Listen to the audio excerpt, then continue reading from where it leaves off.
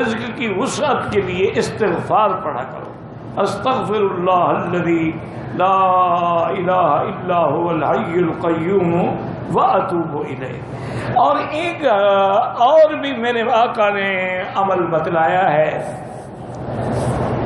ایک صحابی نے آ کے کہا کہ حضور مجھے اس قدر غربت اور فقر نے گھیر لیا ہے،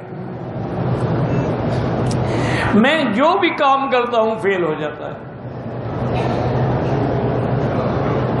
تو حضور نے فرمایا ایسا کرو کہ جب تم دکان میں داخل ہو اور دروازہ کھولو تو وہاں کہا کرو السلام علیکم والصلاۃ والسلام علی رسول اللہ صلی اللہ علیہ وسلم قل هو اللہ احد اللہ الصمد لم یلد ولم یولد ولم یکن له کفوا احد. یہ ایک دفعہ پڑھ لیا کرو. گھر میں جاؤ، دکان میں جاؤ، جب بند ہو، جب پہلی دفعہ داخل ہو تو یہ پڑھ.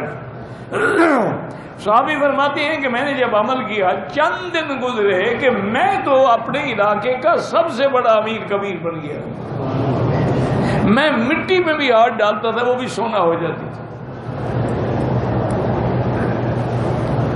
پر یہ ہے مشکل کہ آدمی قرآن حدیث کے وظیفے نہیں پڑھتا.